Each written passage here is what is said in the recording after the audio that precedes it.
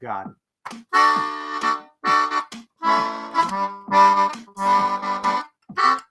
Oh no.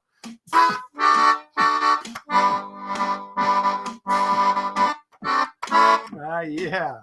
Yes. Yes.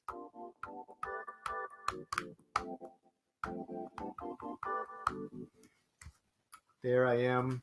Here I am. Hello, world. It's me. I'm Riley.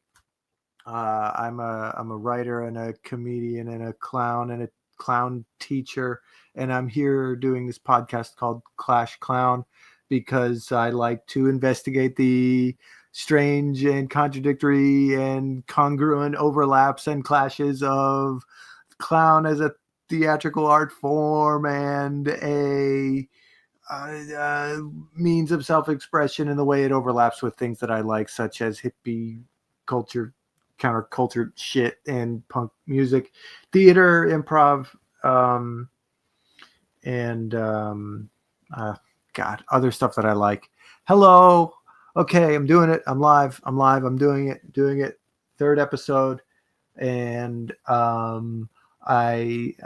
think I'm going to. Here's the thing. It's okay that I'm underprepared. It's okay that I don't know what I'm doing, because this is a big part of doing things as a clown. So to do it as a podcaster about clown stuff, yep, okay, this is it. This is the show. This is me doing it again.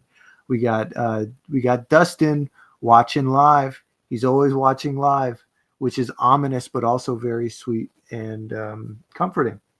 Great. He's always watching. Always watching. Thank you, Dustin. Okay. Today's episode, I'm going to continue answering, or what's the word? Delivering on my promise to lay out the game pieces on the game board. I think I'm going to get through a few more episodes doing it this way, solo style, and then I'm going to start inviting on people to talk to. Also, if you want to talk to me or you want to hear me talk about something, email me at clashclownpod@gmail. Thank you. Can't do this without you. This isn't a thing unless somebody listens to it, right? It kind of is, but it becomes something else when you interact with it gently. Interact with it however you like, but it's a gentle suggestion to interact with it. Let's see. Story time. It's December 2001 in Albany, California, in the East Bay. And even though you're about as far away from New York City as can be, it's less than 2 months after 9/11, and everyone's so scared that they're next, including the middle schoolers of Albany, California. And even though everybody's scared and nobody knows what's coming next, and the world just seems like a very, very unpredictable place that you don't want to do anything risky in, I'm having a serious talk with my dad, Kevin Schmevin, as he drives me to school, because he's thought about it. We've thought about it. We've talked about it.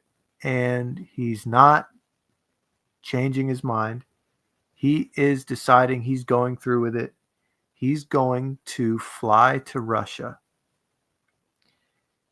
He's going to fly to Russia dressed as a clown. He's going to get to the airport and get in the plane in full clown gear with a group of strangers also dressed as clowns. A big airplane full of clowns flying to Russia together. Why would my dad do this? What would compel anyone to do this? Well, I actually should ask my dad about how he got mixed up with Patch Adams. I don't fully know, but he did. My dad met Patch Adams, the clown who became a doctor. The clown who became a doctor, who became a movie starring Robin Williams. Yeah, I remember watching Patch Adams in, I think, 1997 in the theaters with my dad. We would go to movies all the time. Patch Adams was one of the movies we saw together. Tugged at the heartstrings. Robin Williams is great.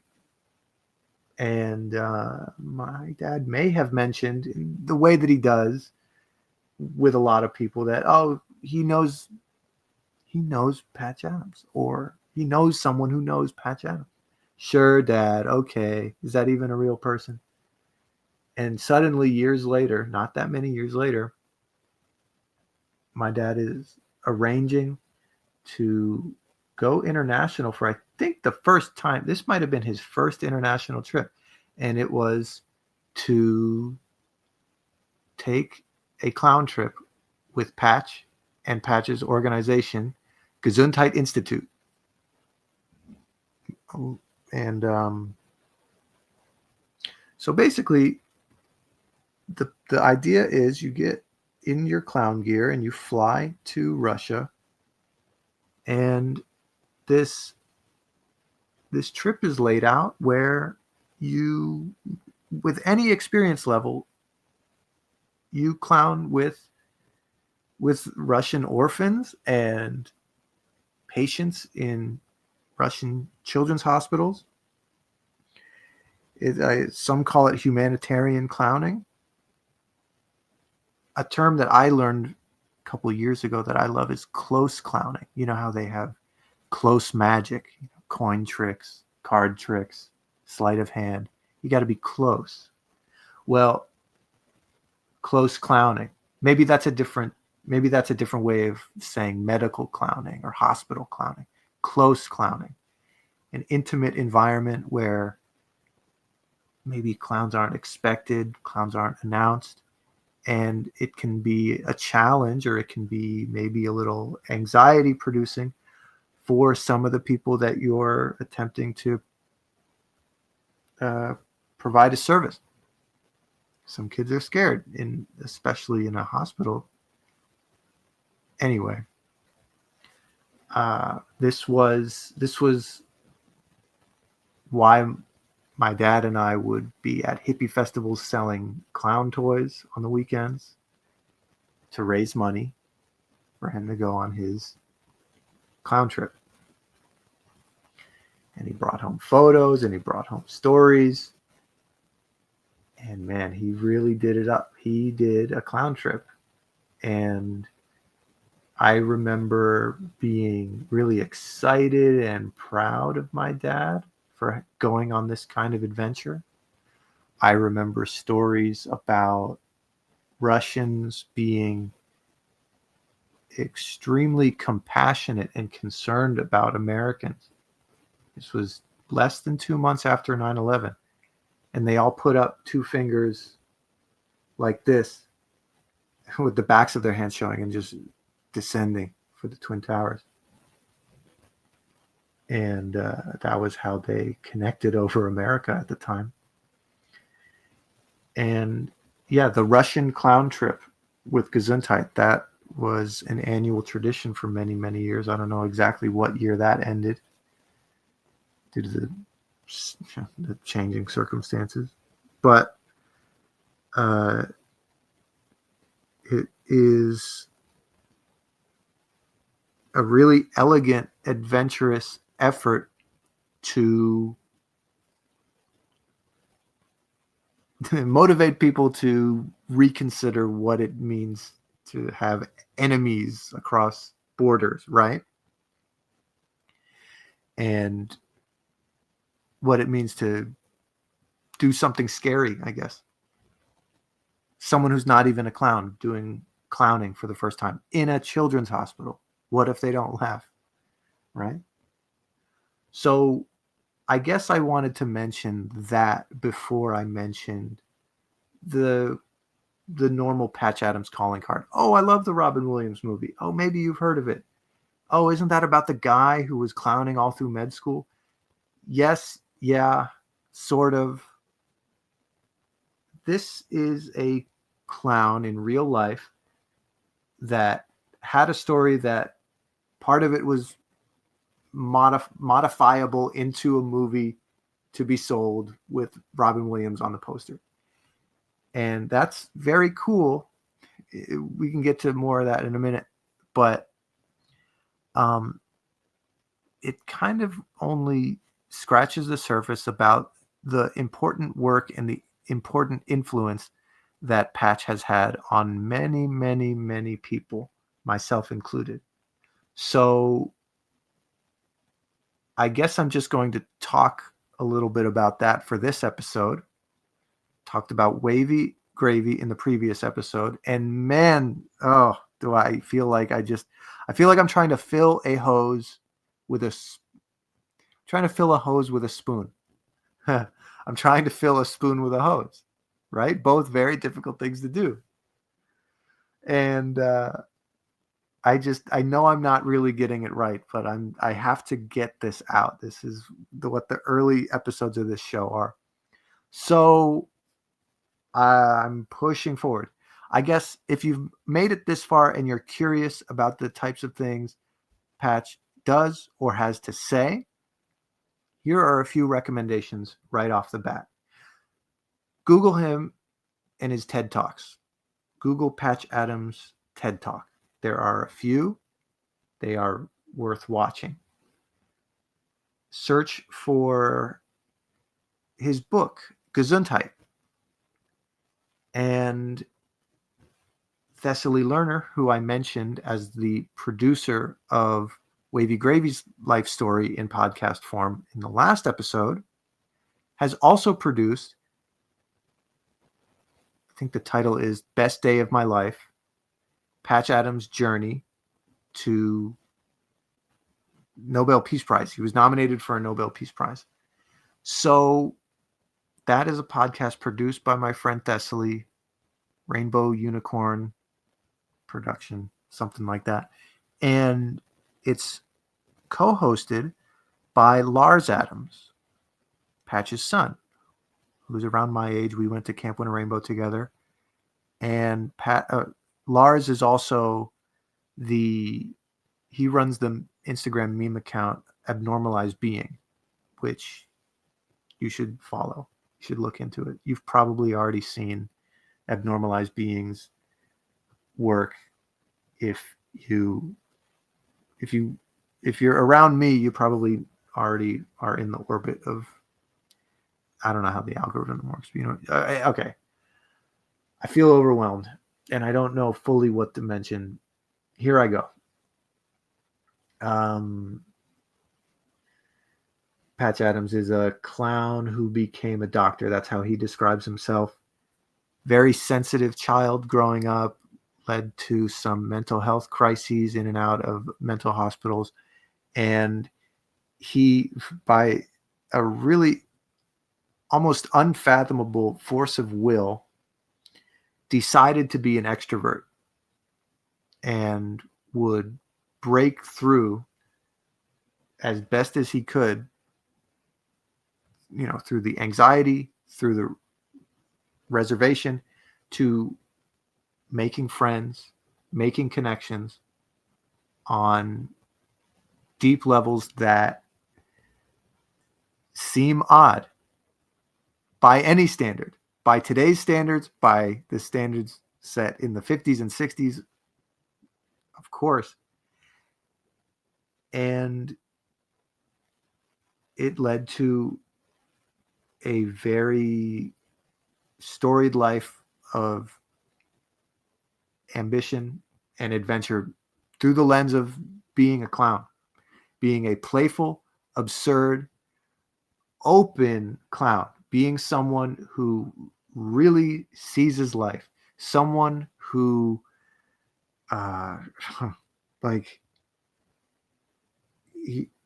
again, through force of will, changed his mind in such an intentional way, and in also a very absurd and nearly unfathomable way. There are a lot of things that I admire and I look up to and aspire to have Patch's ambition rub off on me, because trying to comprehend how he has had the stamina, the optimism, the romantic ideal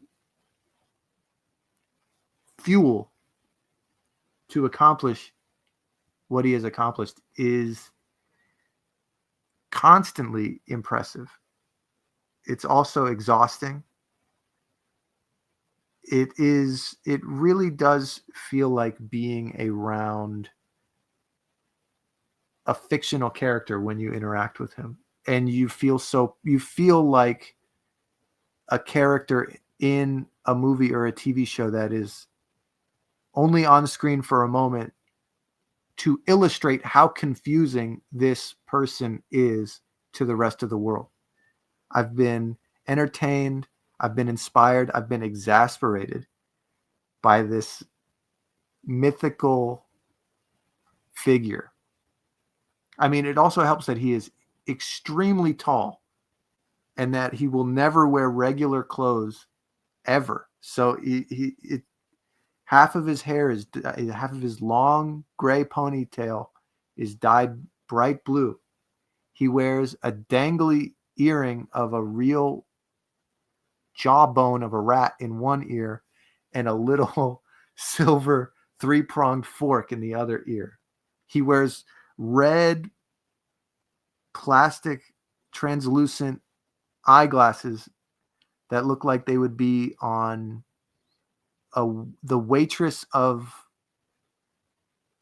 like a 50s diner, if it were, kind of 50s by way of 80s kind of retro. He is absurd. His mustache, his handlebar mustache, is approaching Salvador Dali resemblance. He is a real life clown. He is always carrying handfuls of toys in his pockets. How do I get this through to you that he is a real but he is also a real clown in that he is fully a lover of life and a lover of the beauty of life. He is fully committed to that. To just kind of always being on, either attentive to someone's needs or just creating levity in any space with zero shame. He has committed to memory an unfathomable amount of poetry that he can just rattle off eloquently with no prompt. He is really committed to being a human, which is odd. It's odd to interact with Patch and then just to consider what is possible about approaching life. Where do I go from here? Clown who became a doctor. So yes, he did go to med school, fueled and inspired by civil rights movement. At an early age, committed to be an agent of change. After his mental health breakdowns, I believe this is when he first committed to never having a bad day. Made a choice to never have a bad day. When he worked at Camp Winter Rainbow, when we had our morning announcements, every single morning, without fail, at the morning circle announcements, he would raise his hand, he would be called upon, and he would say something like, "I woke up this morning and the sun was shining and the water was cold and the air was fresh and this and that. And I looked around and I realized," and that's when everyone would chime in with his line, "it was the best day of my life."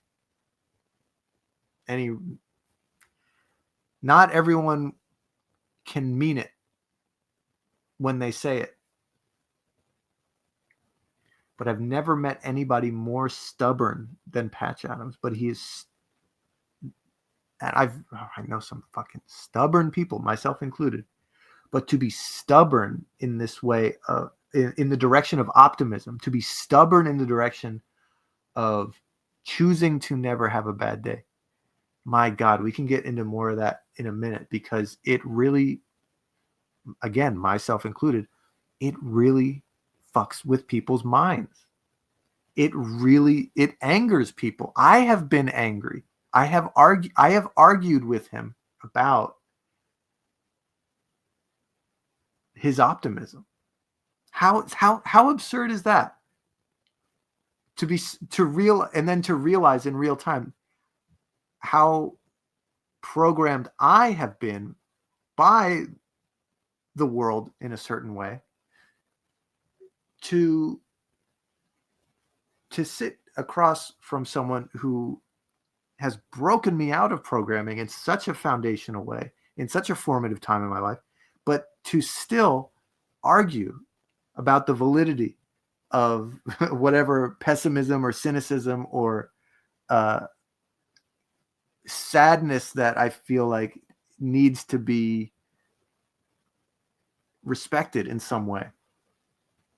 And he will do nothing but dig his heels in to what he believes. It's so, and then to catch myself and realize, hold on, what am I even arguing for right now when I'm arguing against his optimism, his choice to never have a bad day? We could talk more about that in a little bit. Yeah. Have you looked up his TED Talks yet? Have you looked on thriftbooks.com and found a copy of Gesundheit? Just know, if you're like me and you've been programmed by the world to worry and to be upset about things, there's probably going to be passages in the book or lines in the TED Talk that make you go, hold on. That's a bridge too far. I'll get to that. So yeah, my dad met Patch. My dad went to whatever kind of meetings Patch was having in those days in the early 2000s, which led to my dad being inspired to go on a Russian clown trip with Gesundheit. And he came back. I remember we went on a school break. I think it was spring.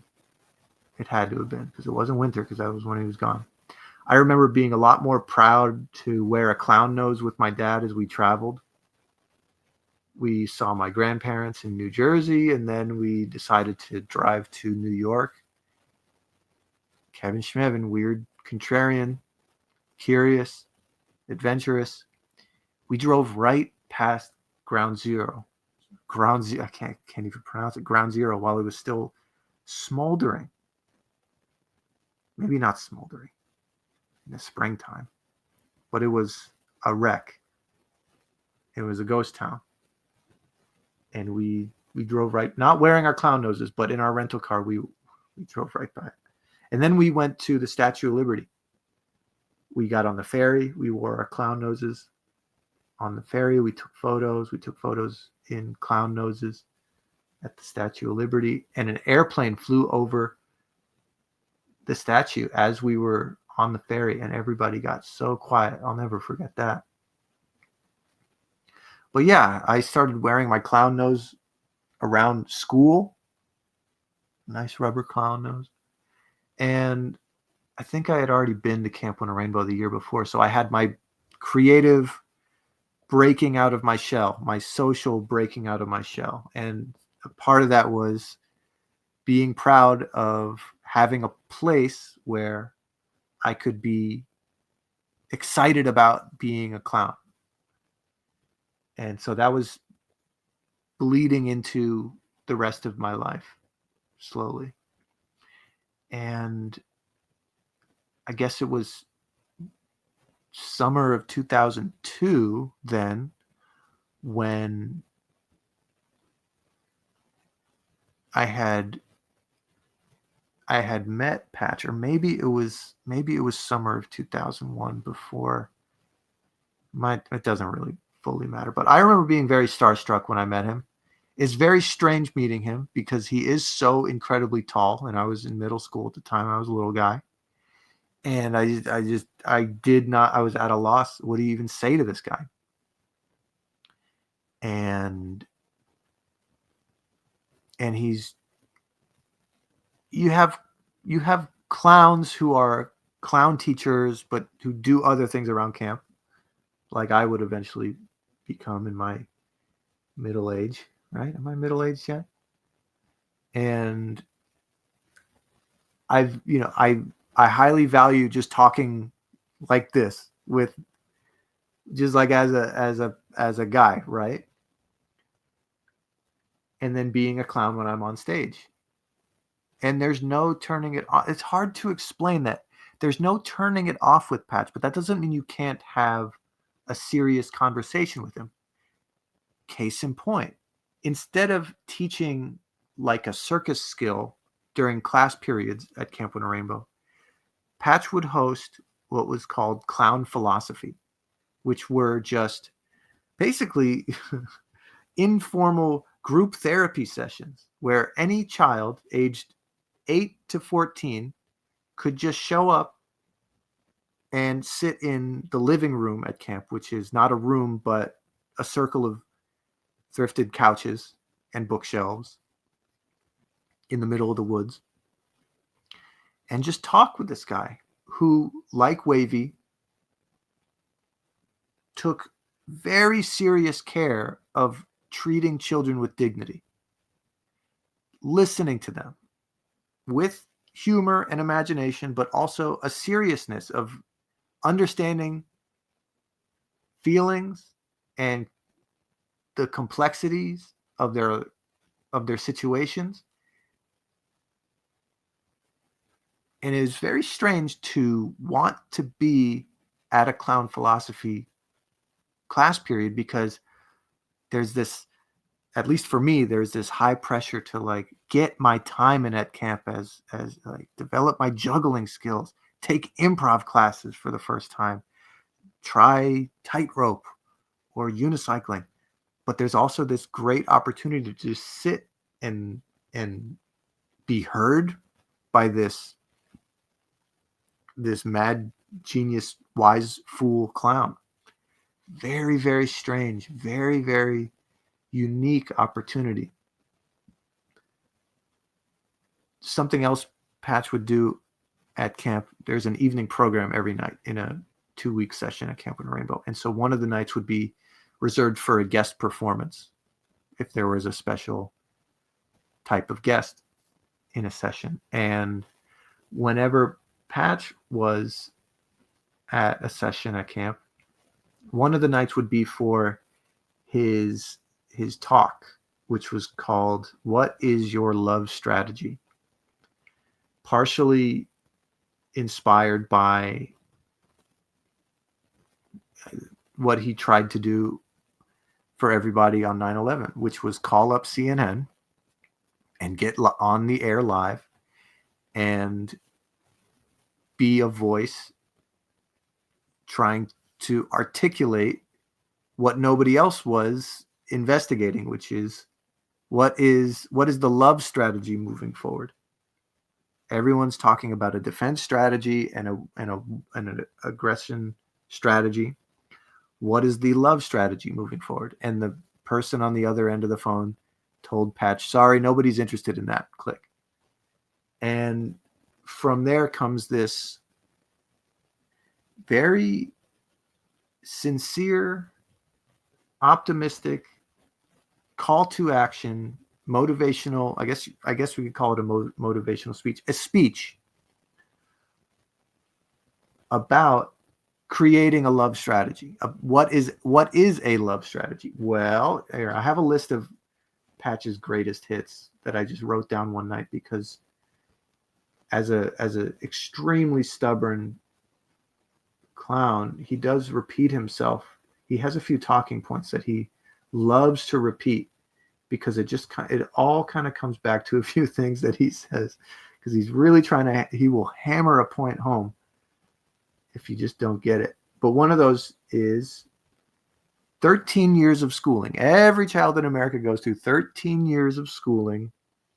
Not one day, not one class period, not 1 hour in all 13 years of schooling focus on teaching about loving or tenderness or friendliness or happiness. So, this thing that is the most important thing in the world, how are we supposed to be good at it? How are we supposed to be advanced? How are we supposed to move through the world without having any formal discussion, education, effort put into love, right? And what follows is a very powerful talk that he's given all over the world. All the money that he has raised doing this talk, he puts right back into Gesundheit Institute and its ultimate goal of building a free hospital. Remember, doctor who is one of just a very radical dude who intimately understands everything wrong with American healthcare. And so the big dream and the big goal is to build a free hospital on the piece of land that he bought in West Virginia. I'm all over the place here, but okay, so that's the love strategy talk. So then after the love strategy talk, after everyone has been charged up with this talk, which includes interstitials where I think the first part of the talk isn't even a talk, it's his clown performance that just floors everyone, 8-year-olds to the adult staff. I mean, traveling around the world, not just to Russia, but these clown trips he's done. I think he's done over 350 of these clown trips over 30 or 40 years. So clowning for as many people as he has in hospitals, orphanages, town squares, villages, he has deep international instincts of what makes people laugh. And it's a major delight for me to know that it's farting, it's acting stupid, it's I don't know how to express that that he lives both extremes of highly intelligent and deeply stupid in such a satisfying and mystifying way. So his clown character, the guy with the fish, is just so lovingly, deeply stupid. And the absurd, expert clown routine that he puts on just levels the playing field so well that when he transforms back into himself, still a clown, but now an eloquent, philosophizing clown, everyone is hanging on every word as he's talking about what it means to have a love strategy, to develop a love strategy, to commit to a love strategy, and then to facilitate exercises of even just getting people sitting next to each other to practice saying I love you and meaning it, and that changing the environment of everybody in the space. And then the night changes into an open mic where anybody can just get on stage and talk about what love means to them. And it then becomes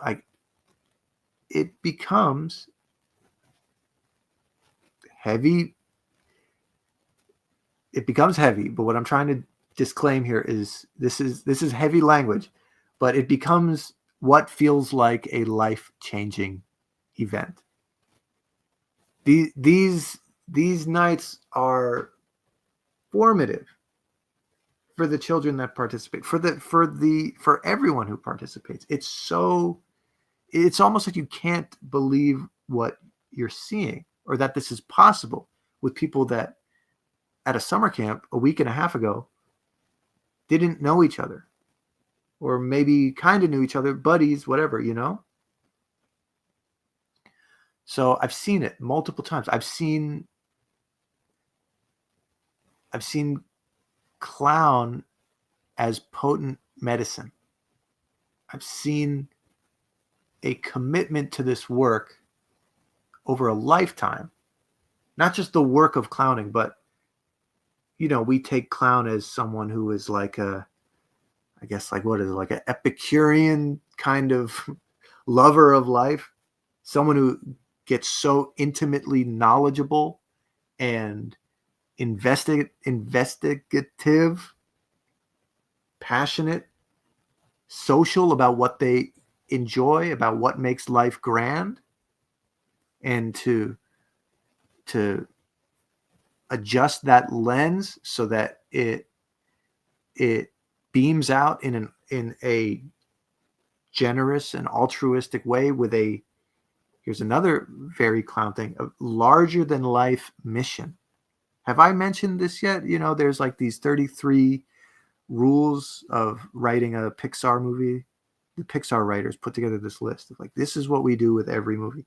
The number one rule is people fall in love with a character not because they succeed, but because they try, because they desire something and they move towards that with everything. So that is extremely clown to me, just to witness a character on stage with a desire that is maybe not in like a one person loving another sense of romantic, but like romantic on the level of like starry-eyed, will do anything to achieve. It is to see a clown in the flesh want something so revolutionary, peaceful, radical for the world is very inspiring, very influential. So in 2006, when the opportunity arose for the community of people who had been hearing Patch for years at Camp Winter Rainbow to go on a Gesundheit clown trip, I knew I had to be there. This was such the right idea. This was a pilot experiment of taking people from this very close-knit summer camp community, people that have been growing up together, become close friends with each other, working together for years. It's about 50% Camp Winter Rainbow and 50% Gesundheit Institute lifers who had been on many, many clown trips. And it was just a big mixer in El Salvador. We went to El Salvador. And yeah, it was just, I was a senior in high school. I was about to turn 18. And not only in the middle of winter was I about to see all of my Camp Winter Rainbow friends that I only normally saw once a year during the summer, but I was going to travel internationally for the first time. And I was going to do what my dad did. I'd have my own stories. Do something that felt like the right thing to do.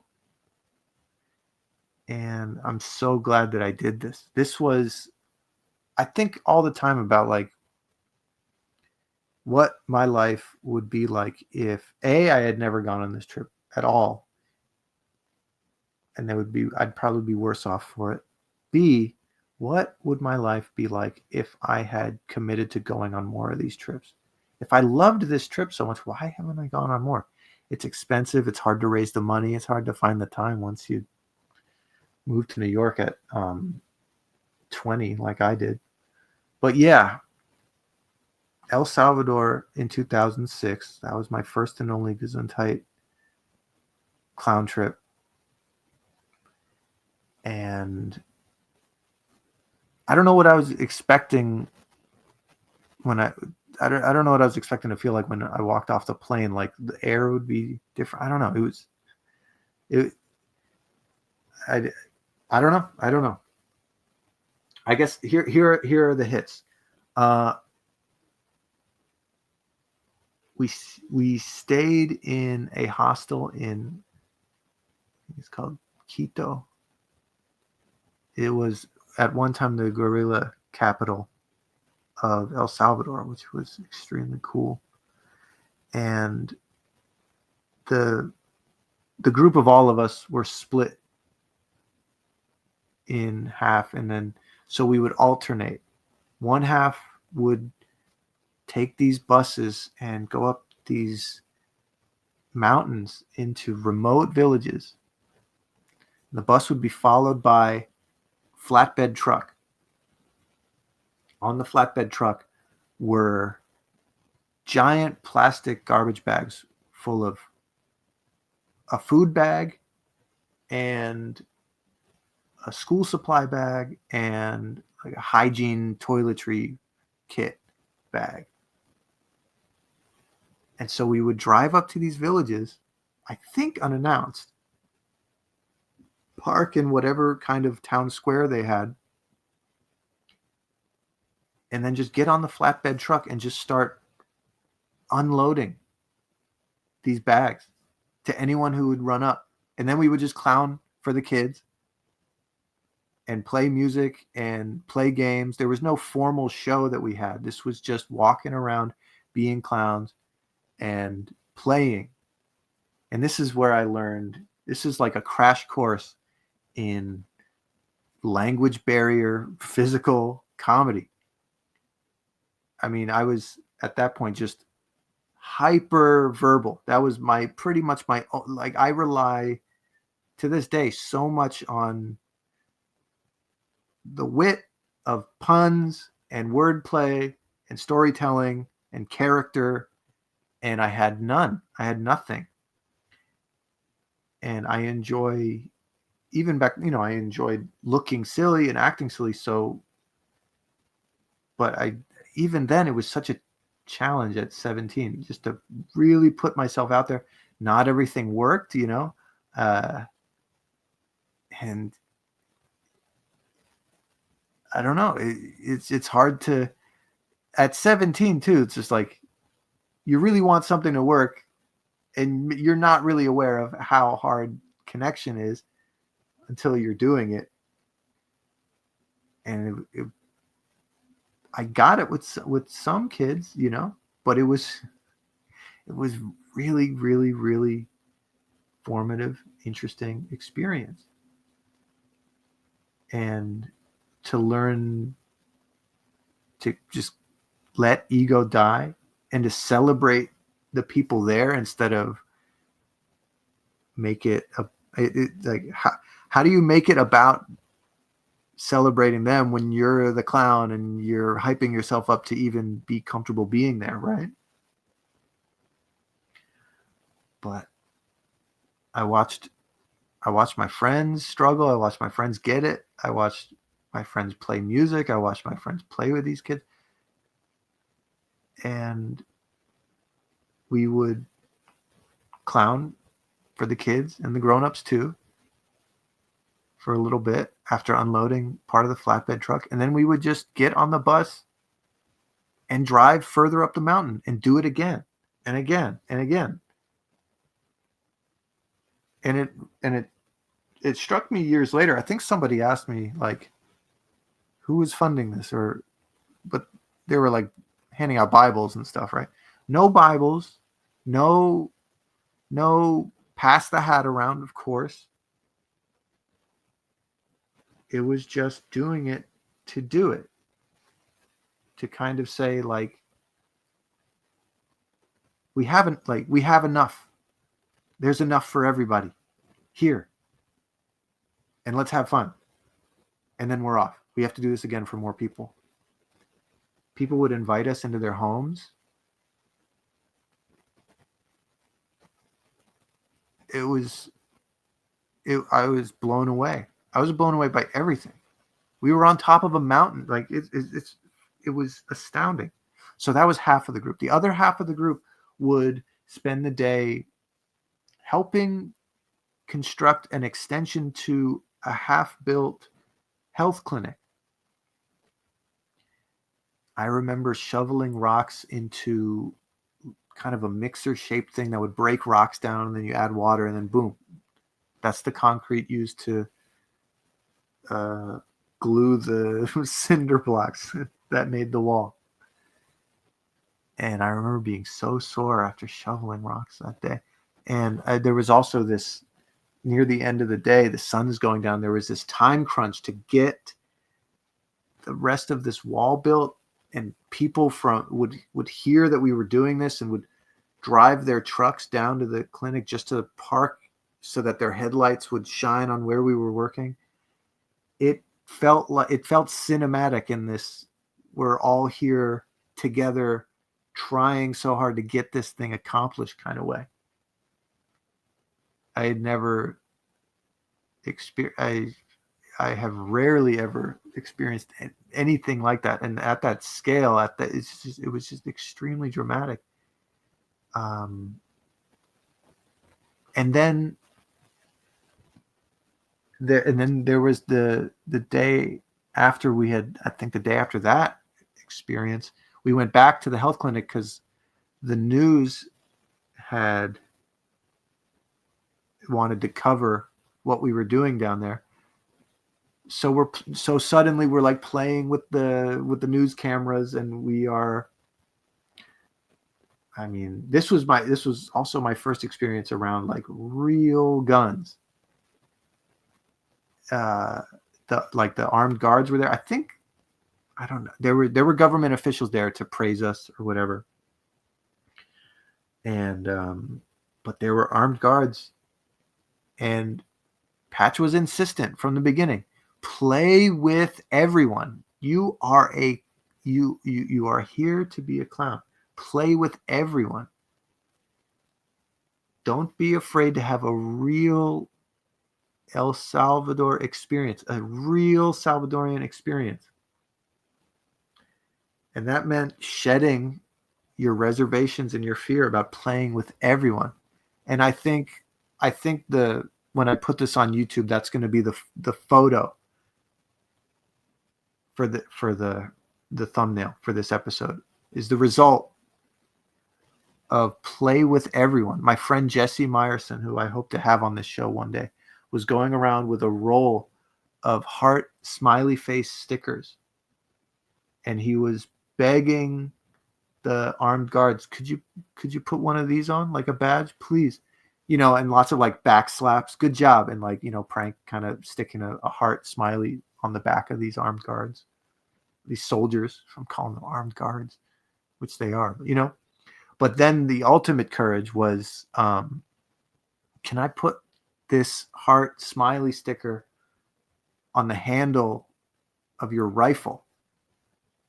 And this, I remember standing there taking pictures with this soldier, and he's like, his face was just like, come on, man, don't ask me to put a heart sticker on my gun. But he like lifted his hand, and gently Jesse just puts the sticker on the gun, and then he covers it with his hand. And I'm like, please let me get this picture. It's like, come on, man. And he lifts his hand. I got the picture really quick. But that was like, I mean, to know Jesse and we got to talk about that when I can have him on this show. But it encapsulated so much And just to see what was possible as a clown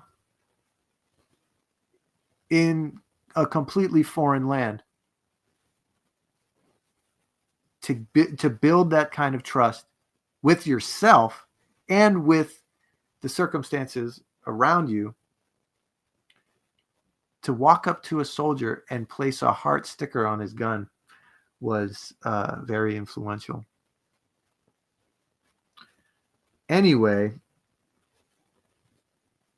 that's kind of all I had with Patch and Gesundheit for many years. And I moved to New York, and I'm doing this and I'm doing that. And who we'll talk about next week is Gene Taylor. I took Gene Taylor's clowning workshop at Barrow Group, and it completely cracked my mind open about all this stored up love and lore that I have for clowns and for being a clown. And I ended up writing this show called Klon, and that was kind of like my flag in the sand. Like, I like doing clown art in New York. And then I have this terrible summer in 2022 where I decide I'm going to throw away all of my creative dreams to forge a career in tech at a coding boot camp, and I get the rug pulled out of me from under me real fast. And so I'm in the most financial debt I've ever been in, and I decide, well, the whole reason for me trying to have a job where it pays me a lot of money and affords me flexibility was so that I could go back to Camp on a Rainbow. And I'm already in this fucking debt, and I know I'm never going to be a coder. So how about I just say fuck it and go back to Camp on a Rainbow? And as soon as I decided that that's what I was going to do, I got another email from Gesundheit. And it said, hey, consider coming to West Virginia for our workshops in July, right when I would be getting back from camp. Holy moly. And one of the workshops was clowning with Patch, and the other one was this thing called Construct Your Humanism, hosted by School for Designing a Society, which was an organization co-founded by Susan Parenti, Patch's partner. So yeah, it just felt so fortuitous, synchronous, that I would finally admit that I need to go back to Camp on a Rainbow. And then these opportunities to gain some kind of vocabulary, some literacy about,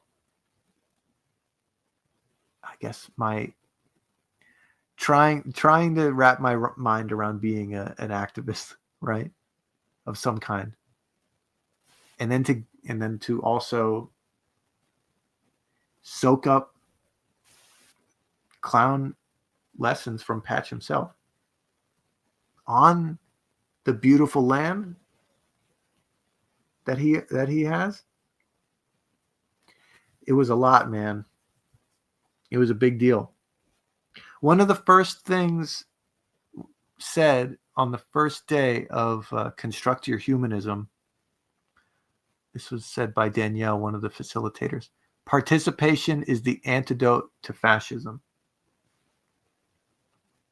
I think about it all the time, and it was another kind of lightning bolt inspiration moment, because after 4 or 5-ish years of thinking about theatrical clown,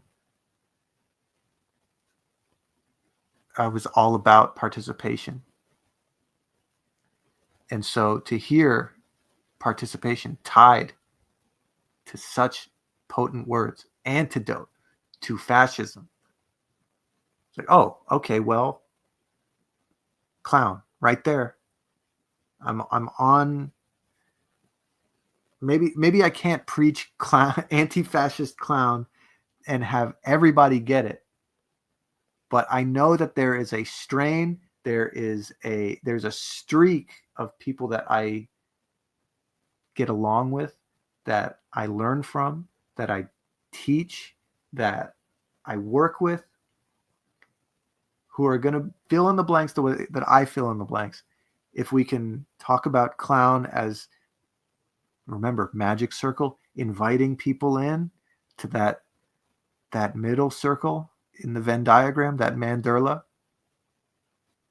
that participatory area, and recognizing that this connection, this participation is what is missing, is what hopefully, let's cross our fingers, could result in some kind of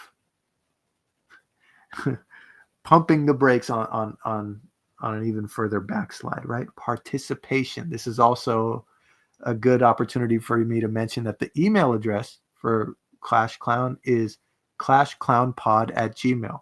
Send in your fan mail, send in your suggestions, send in your questions.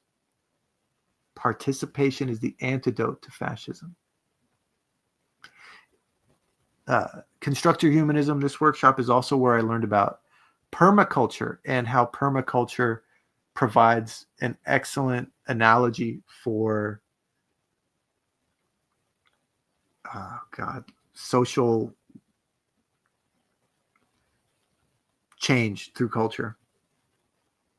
Permaculture, this idea that we can generate naturally self-sustaining environments.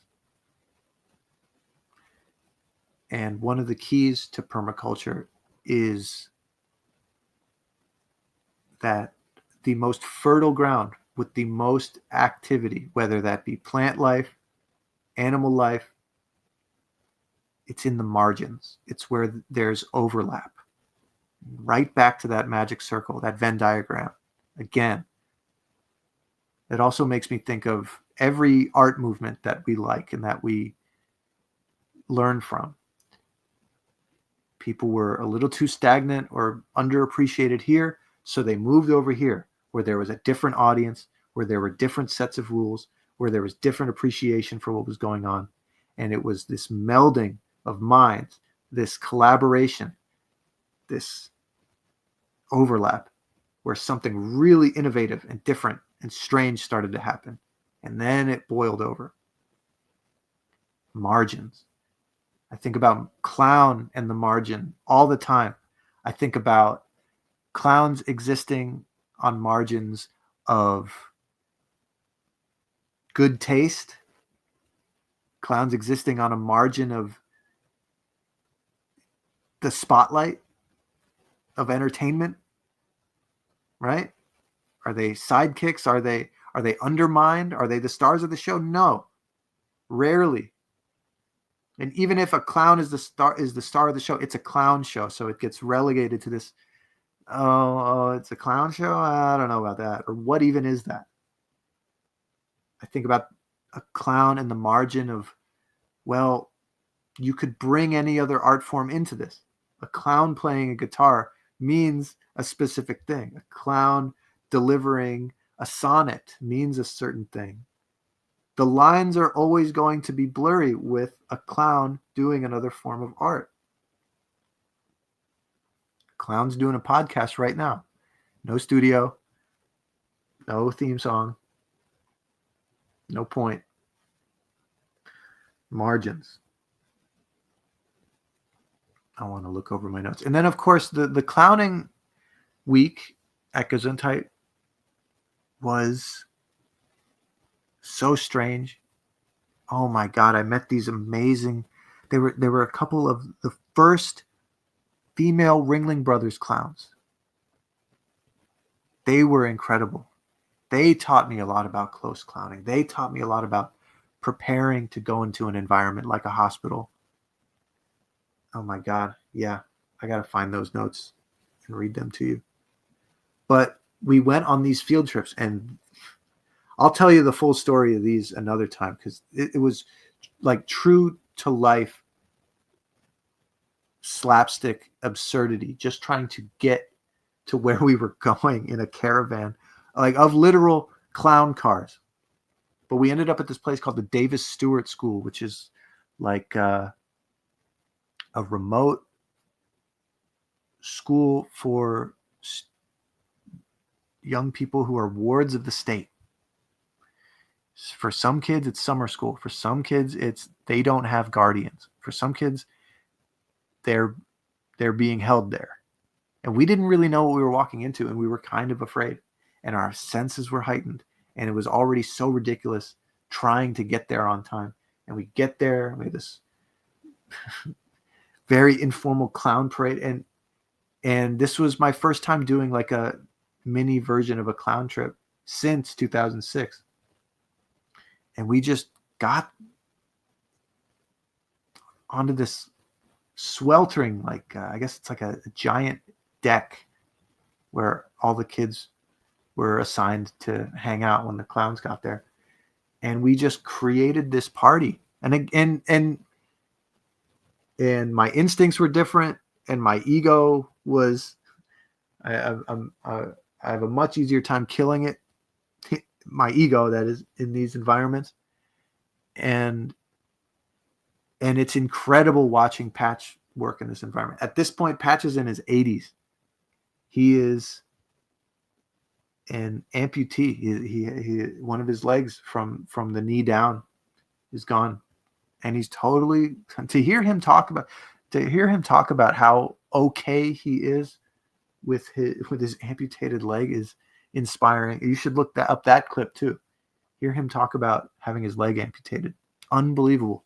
But to see him clown for everybody, and then to turn it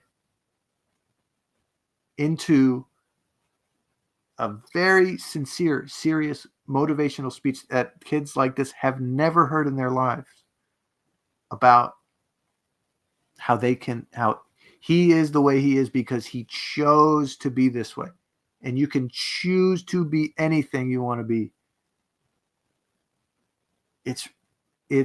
Again, he floored everybody with this clown character, made everybody laugh, created this party in this extremely unlikely environment for everyone to be happy and getting along.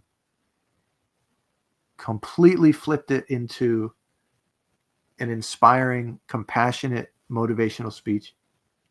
And then we clown around a little bit more, and then we're back through the winding roads of an Appalachian mountain, back to Hillsboro, West Virginia, back to Gesundheit. We also clowned in a old folks home, but we were really late, so they kicked us out after like half an hour just when we were getting started. But that was amazing too. And then we're like, well, we don't feel done, so we went to Walmart and we just walked around as clowns and played in a Walmart. That was strange. One of the guys who had never done clowning ever in his life, he was a psychiatrist who, I don't know how he got there, but that's a story in and of itself. But he was so scared we were going to get shot in the Walmart. I was like, come on, just put your nose on. Me being a little prickly New Yorker. Come on, put your nose on. Anyway, man. Okay, so that's about an hour. What else can I say? It was, okay, back to Construct Your Humanism for a sec, because it was at the kind of closing circle of the first week, this workshop about gaining some kind of literacy and tools, vocabulary for activism and finding your people that way. When I was so charged up from being at Camp Winter Rainbow and being so welcomed back there for the first time in 15 years. I was so charged up from the inspiring and the anxiety producing group discussions we were having. I didn't even get to, I'll get to some last things in a sec. That, and just wavy patch, just bouncing around in my mind, plus thinking about Sacha Baron Cohen and everything that his satire does, thinking about Charlie Chaplin, thinking about the Marx Brothers, thinking about my own dad, thinking about some of the punk rockers I'll talk about later. But I just couldn't stop thinking, like, okay, anti-fascist, clown, anti-fascist, and clown. It's something that has been so on my mind for so long. And I'm finally starting, like, the pieces are like these two icebergs are like approaching each other. And the only, like, I want a word less buzzy than anti-fascist to appear right before me to get this more. And the only thing I could think of is clamp down, right? Dun, dun, dun, dun, dun, dun, the Clash song. And there's barely any cell phone signal or Wi-Fi in the mountains of West Virginia. And I spend maybe 10 minutes trying, failing, succeeding at downloading Clamp Down on Spotify, and then getting my browser to bring up the lyrics to Clamp Down. And am I going to call it Clamp Down Clown? Like, that sounds too much like Clamp Down, right? Something that long. And I'm at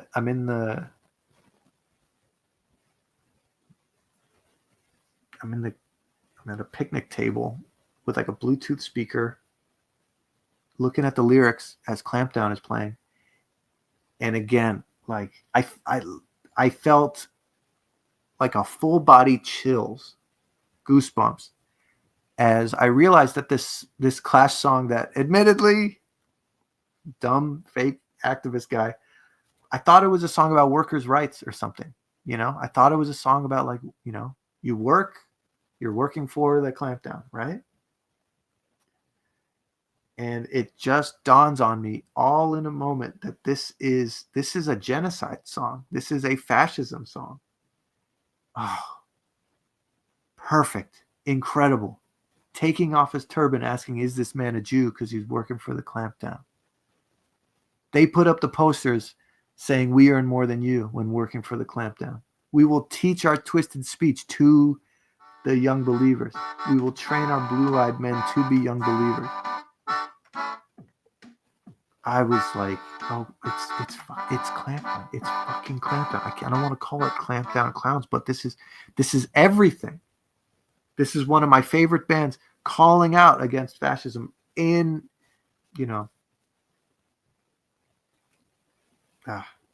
And so Mark Enslin, one of the other facilitators for the week, he just goes, what about Clash Clown? Oh, so forever. Thank you, Mark Enslin, for Clash Clown, the name of the show. Clash Clown. It's like Class Clown, but if class were like the class warfare kind of class. So there's that. Let me end on this. Why this? Back to the frustrating stuff. Because Patch has a habit, not a habit. Patch has a tendency to frustrate people,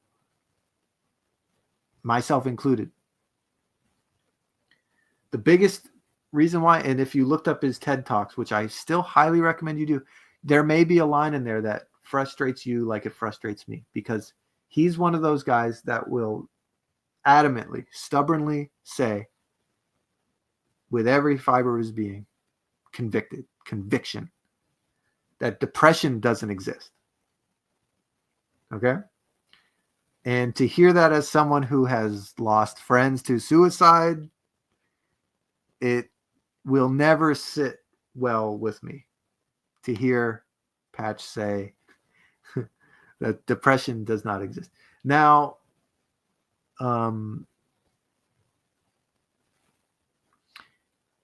his reasoning for this is, I mean, you can look it up, right? I will say what I believe his reasoning. I'm going to Cliff Notes his reasoning from what I know about him and his arguments, is that the material conditions of, I don't think he would put it this way, but capitalism, basically, right? Late stage capitalism, and the industrialism run wild, and greed and everything has resulted in environments where people are, the nuclear family as a destructive force has forced people to be individualistic and isolated, and we can't prioritize love and friendships, and we can't prioritize our own health. We can't prioritize health of community and of our minds and bodies and spirits. And this creates loneliness, which is misdiagnosed as depression. Now, people can be not lonely and depressed too. That's me saying that. Patch, at one of his lines, is something like, if you have enough to eat and you have a friend, what else do you need? Right? Which is one of those overly simplistic, catchy things that he will say that really makes people like me bristle, right?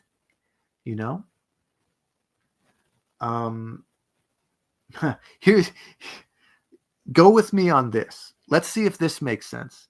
To me, speaking about depression this way, depression is like racism. Okay? Are you still with me? I know I have been in arguments where, people correctly point out to me that the scientific basis for racism is dubious. Therefore, racism doesn't exist.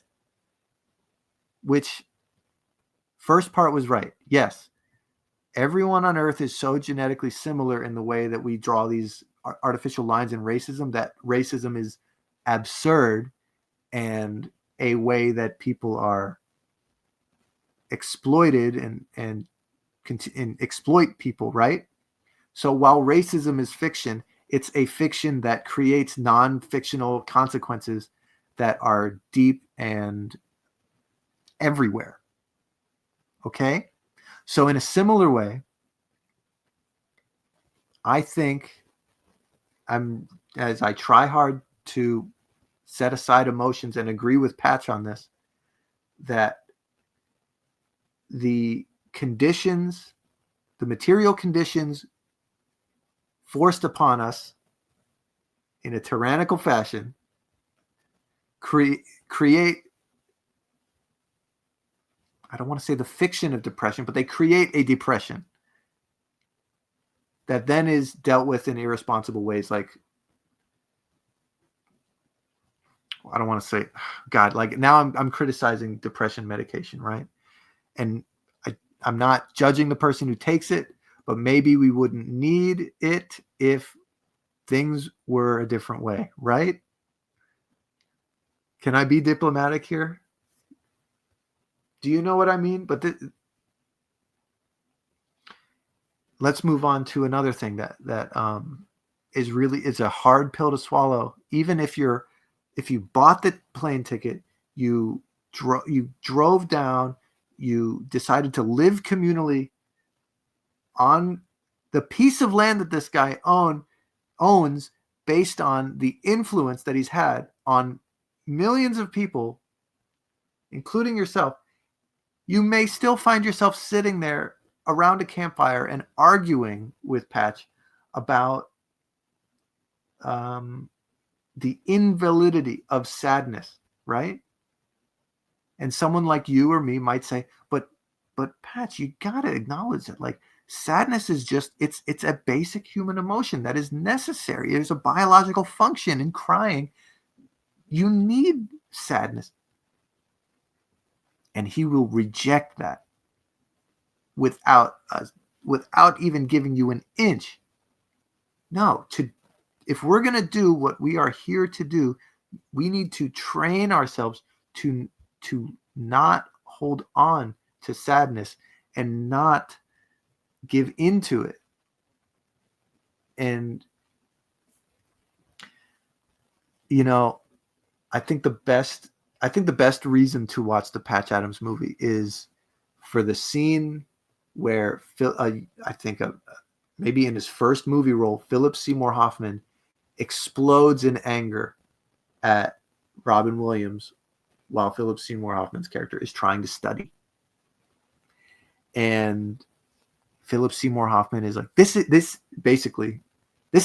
also like, it's a performance that even as a child you go, this guy's an amazing actor. Holy shit. And you can look it up on YouTube, but the basic architecture of the scene is Philip Seymour Hoffman's character is going, this med school that I'm studying to get through, this is serious work, and you are not serious. This is not playtime. You're not supposed to be happy doing this. You're supposed to be serious. You're going to be a doctor responsible for people's lives, the quality of life, for their mortality, for staving off their death. And again, coming back to that thing I said earlier, never have I ever felt more like a fictional character when I realize that I'm sitting across from a real life clown, arguing, getting a temper, losing my temper, arguing like, no, world famous influential clown, sadness is valid. Look, I know who my audience is. I know who my mentor is in the form of Chris Gethard and all the sad creative people who have connected with me and, been sad with me for years, right?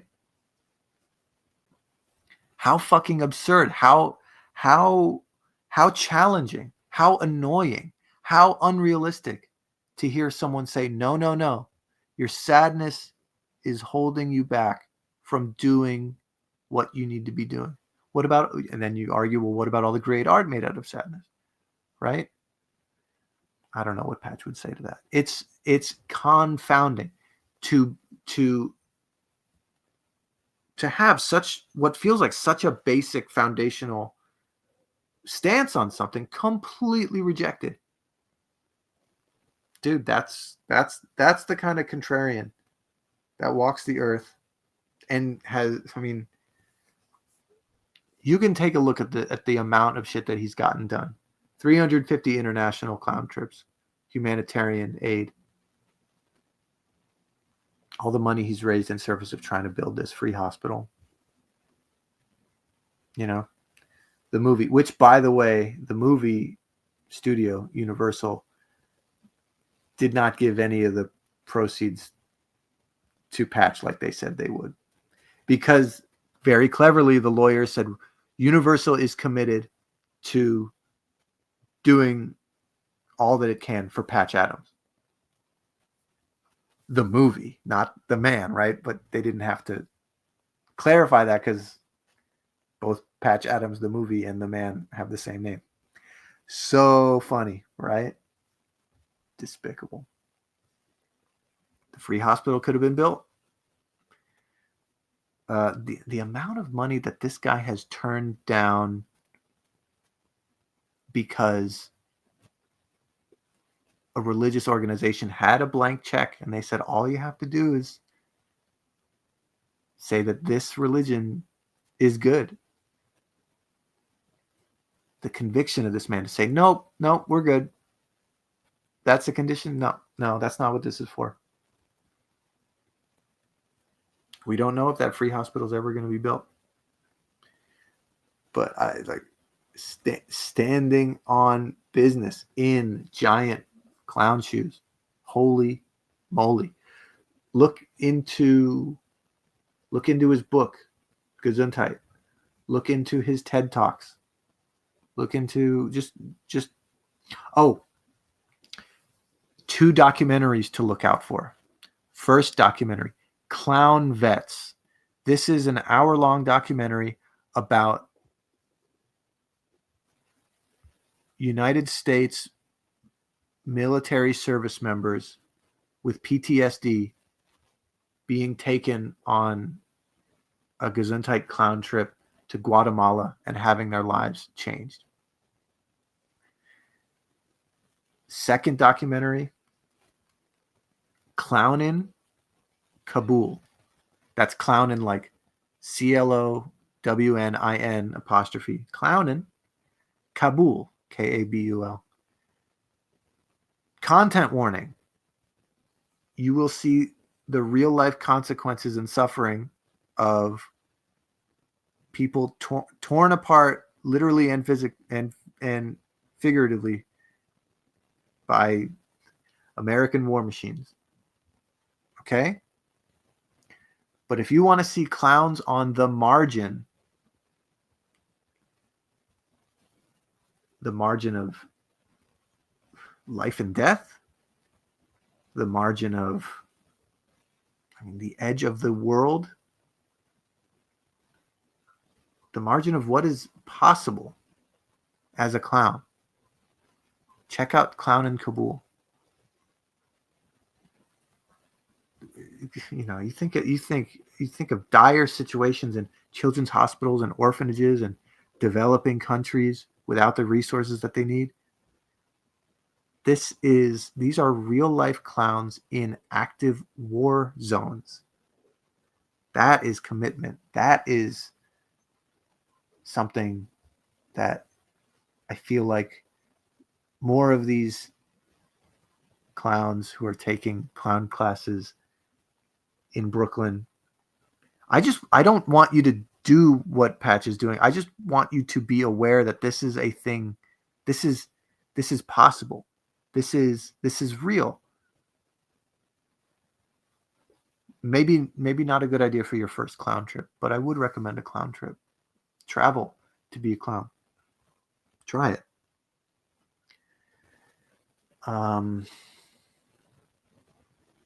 Absurd, playful, silly, preachy, stubbornly, impossibly, romantically optimistic, always quoting poetry. I remember he was just sitting at a picnic table one time by himself. He's always writing. You could write Patch a letter, by the way. He's always responding, handwritten, to every letter that is written to him. So he was writing a letter in response to some fan, somebody who had written him, some friend. And he just looks up at me. We have this moment where he recites a poem. He tells me the poet who wrote it. And he goes, do you know why I memorized that poem?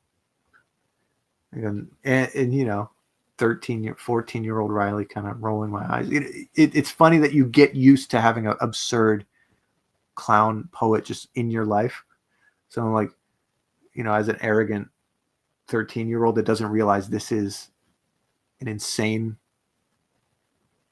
aspect of life. You go, what, Patch? Why'd you do that? He goes, because I want to. Because I wanted to. And I did, I was 14. I didn't get it fully, right? But back to, I think, what I said at the beginning, where he is a living testament to willpower, to modifying, to adjusting lifestyle, to ambitious desire. You really got to look into him. And he is a foundational inspiration for this podcast. And he's a very strange, complicated figure. Man, I think that's a lot. Okay. So thank you for listening. Once again, clashclownpod@gmail.com is how you reach me. I'd love your thoughts on this or any episode. And I'm taking questions. I'll answer them in the next episode. Up next, we're going to take a deeper look into my philosophy and technique and training in theatrical clown. And we're going to talk about Gene E. Taylor. And I'll probably end up talking about Klon and my current favorite job in the world, teaching clown at Brooklyn Comedy Collective. Thank you so much. Thanks for listening live. And thank you for listening. Thanks to everybody in the future for listening. Appreciate you. All right. I'm not going to play the song. I'm just going to go. Bye.